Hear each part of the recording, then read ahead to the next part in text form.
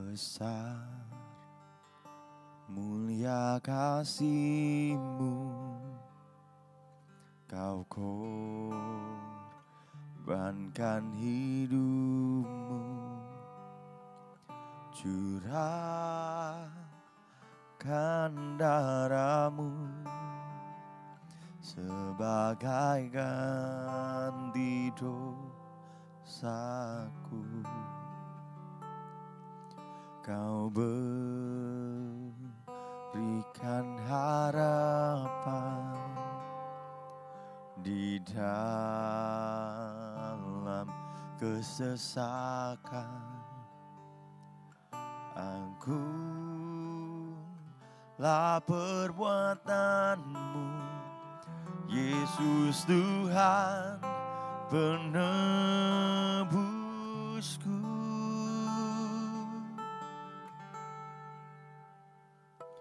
Karena kasih-Mu yang selamatkanku, menyucikan dan menebus hidupku. Ku naikkan syukur buat pengorbanan-Mu, Maha mulia dan terindah Kau, Yesus.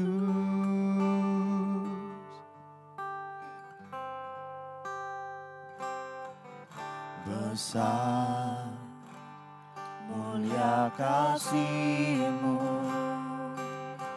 Kau korbankan hidup-Mu, curahkan darah-Mu sebagai ganti dosaku. Kau berikan harapan di dalam kesesakan. Akulah perbuatan-Mu, Yesus Tuhan penebusku. Kasih-Mu yang selamatkanku, menyucikan dan menebus hidupku. Ku naikkan syukur buat pengorbanan-Mu, Maha mulia dan terindah Kau, Yesus.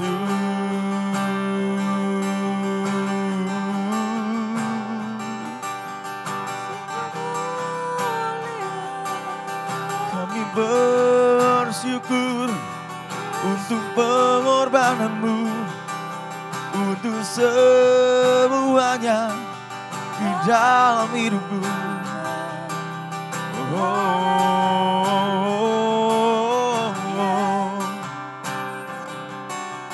Kami bersyukur untuk kasih-Mu, untuk kesetiaan-Mu di dalam hidupku, di dalam hidupku, Tuhan.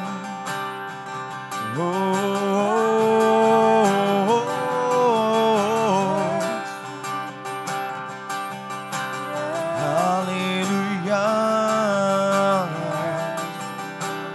Terima kasih ku naikkan. Terima kasih Bapa.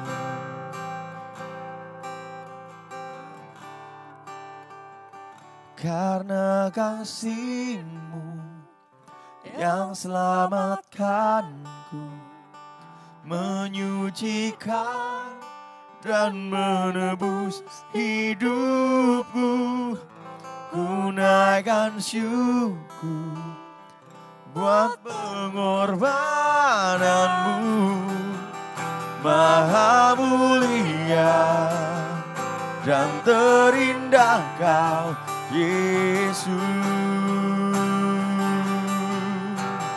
Oh, karena kasih-Mu yang selamatkanku, menyucikan dan menebus hidupku. Ku naikkan syukur buat pengorbananmu.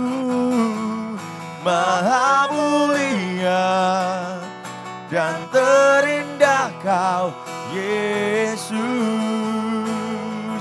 Ku naikkan syukur buat pengorbananmu. Maha mulia dan terindah Kau, Yesus. Ku naikkan syukur buat pengorbananmu.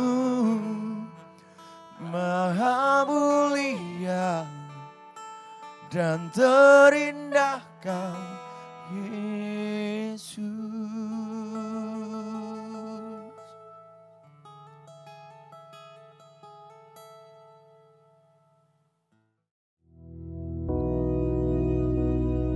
Bapa kami yang di surga, dikuduskanlah nama-Mu, datanglah kerajaan-Mu, jadilah kehendak-Mu di bumi seperti di surga. Berikanlah kami pada hari ini makanan kami yang secukupnya, dan ampunilah kami akan kesalahan kami, seperti kami juga mengampuni orang yang bersalah kepada kami. Dan janganlah membawa kami ke dalam pencobaan, tetapi lepaskanlah kami daripada yang jahat. Karena Engkaulah yang empunya kerajaan dan kuasa dan kemuliaan sampai selama-lamanya. Amin.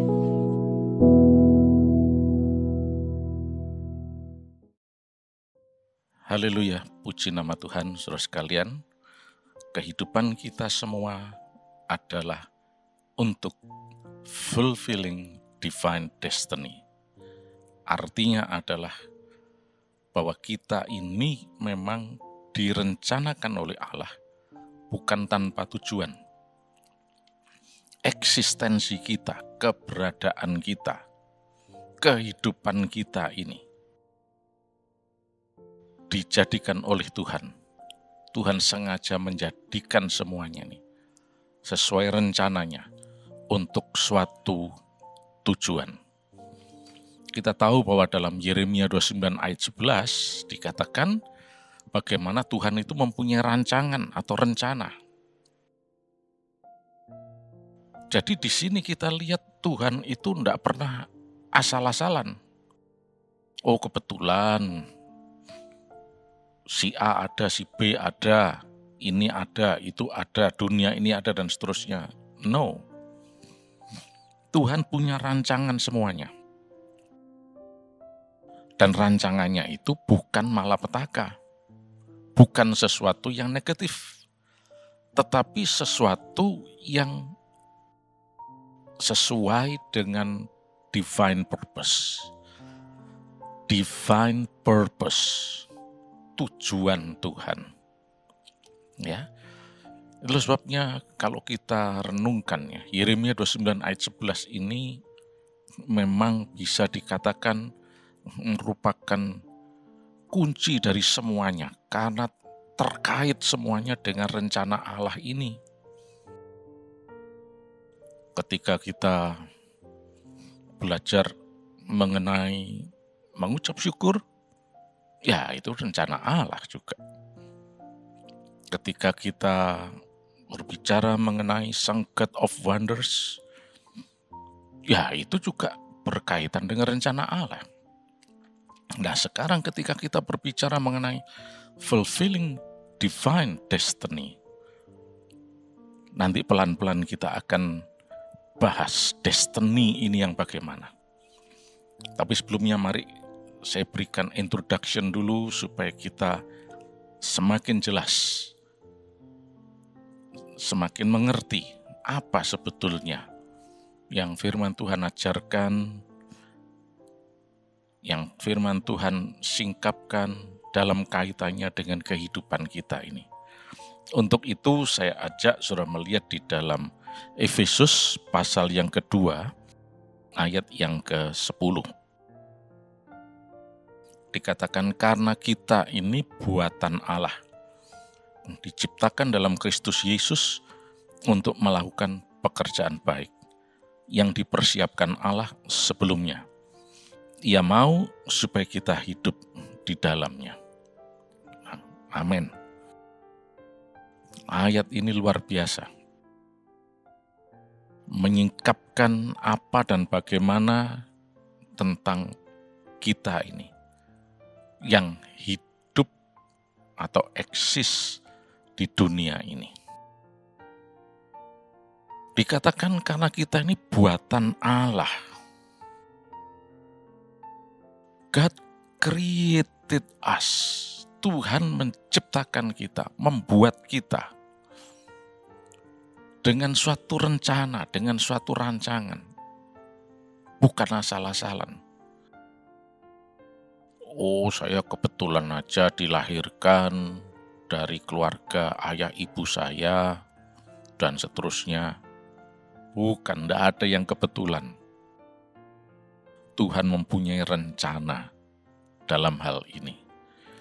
Oleh karena itu, kita pahami dengan baik, kita ini buatan Allah. Jadi dalam hal ini, eksistensi kita, siapapun juga kita ini, tua, muda, pria, perempuan, wanita, dan seterusnya, kita ini buatan Allah. Bukan merupakan sesuatu yang kebetulan. Itu berarti bahwa Tuhan yang mempunyai kewenangan. Karena Dia yang membuat. Dia yang punya otoritas atas kehidupan kita. Karena Dia penciptanya. Kita tahu di luar sana bahwa pembuat atau pencipta itu punya hak cipta, hak paten, punya otoritas atas apa yang dijadikannya itu, apa yang dibuatnya. Pencipta lagu misalnya, pembuat lagu, dia punya hak paten atas lagunya tersebut. Sehingga kalau ada yang mau menggunakan lagunya, nah itu ada hitungannya. Royaltinya dan seterusnya ya, kontraknya, dan sebagainya. Demikian juga dengan Allah ini. Dia adalah sang pembuat, sang pencipta. Dia punya wewenang, dia berkuasa penuh. Ini yang seringkali tidak terlalu disadari oleh manusia. Karena manusia terpancang hanya pada kehidupan ini saja. Bangun tidur yang dilihat ya dirinya sendiri. Masuk ke kamar mandi ya dirinya sendiri yang dilihat. Sarapan, makan juga dirinya sendiri. Masuk ke tempat kerja dan seterusnya, yang dilihat juga dirinya sendiri. Dan seterusnya. Sampai akhirnya manusia terlalu terpancang kepada apa yang dilihatnya, yaitu dirinya sendiri, dalam lingkungan ini, lingkungan itu, dan seterusnya. Mereka lupa bahwa sebetulnya kita ini selalu connect dengan Allah. Dia itu pembuat kita, sang pencipta. Dia berwenang penuh atas kehidupan kita ini.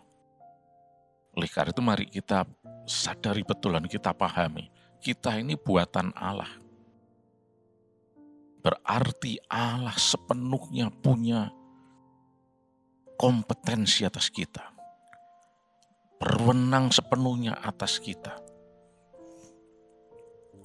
Dan otomatis jelas sekali kita ini menjadi haknya sang pembuat, yaitu haknya Tuhan. Karena Dia adalah sang pencipta. Oleh karena itu kita tidak boleh sewenang-wenang dan menganggap aku sendiri dan seterusnya. Tapi Tuhan yang berkuasa atas kita. biarlah mulai saat ini kita selalu menyadari, Tuhan, Engkau yang berwenang atas hidupku. Ketika aku akan melakukan ini, aku minta izin dulu. Apakah Engkau berkenan, Tuhan? Kalau Engkau tidak berkenan, ya sudah, saya nurut. Karena Engkau yang punya kewenangan atas hidupku. Engkau adalah Sang Pencipta. Itulah sebabnya banyak orang mencoba mengingkari hal ini. Ada yang mengklaim dirinya ateis, nggak percaya adanya Allah. Dan kemudian mencoba mereka-reka suatu teori evolusi kah, teori apapun, bahwa manusia ini terjadi karena kebetulan begitu saja.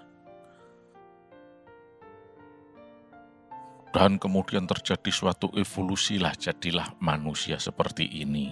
Ya. Tahap evolusi yang terakhir, katanya, itu adalah monyet. Karena dianggap monyet itu dekat sekali sama manusia, mirip dengan manusia. Tapi mereka tidak sadar bahwa monyet itu binatang, manusia adalah manusia yang punya roh, jiwa, dan tinggal di dalam tubuh ini.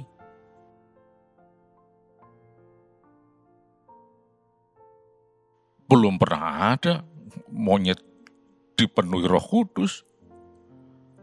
Belum pernah ada monyet dipelajari atau punya sisi-sisi psikologis dan seterusnya. Ya yang ada cuma naluri-naluri mereka saja. Karena mereka adalah hewan. Mereka berusaha untuk menghindari kewenangan Allah dalam hidup mereka. Sehingga menekankan betul, tidak ada Allah itu. Kita ini buatan Allah. Dan Allah sendiri yang berwenang atas hidup kita.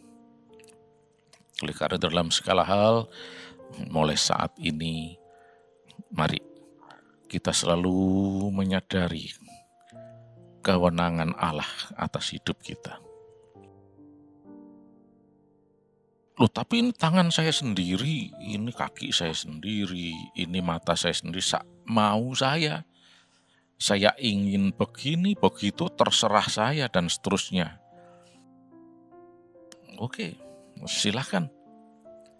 Tapi nanti saya akan mengalami sesuatu yang merupakan benturan-benturan dalam kehidupan kita. Firman Allah tidak pernah salah. Dikatakan kita ini buatan Allah, diciptakan dalam Kristus Yesus. Dia berwenang penuh atas hidup kita. Contohnya, wah, saya mau menikah. Misalnya, usia saya sudah sekian. Sudah waktunya untuk menikah. Saya akan cari yang mana yang saya suka. Sesuka saya, semau saya. Tanpa seizin Tuhan. Pakai maunya sendiri. Nah, dia akan mengalami benturan-benturan dan akhirnya kandas, bubar. Bukan salah Allah, karena dia tidak mengikuti otoritasnya Allah, rencananya Tuhan, the divine purpose itu. Tapi berbeda ketika seorang mau mengikuti divine purpose, maka dia akan mengalami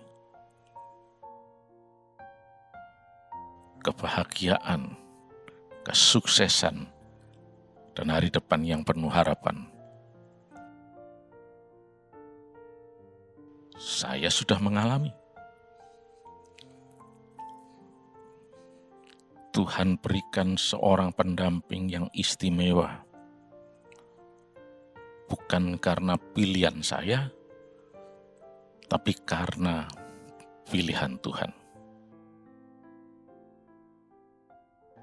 Ada banyak mungkin, tapi cuma apa yang kau perkenan Tuhan? Perkenananmu saja Tuhan. Apa yang kau mau Tuhan? Sebaliknya, Ibu Samuel juga demikian. Dia berdoa dan berdoa. Dan Tuhan tunjukkan wajah saya. Walaupun ada banyak juga yang lain yang mungkin jauh lebih istimewa dibanding saya. Tetapi dia lebih nurut Tuhan.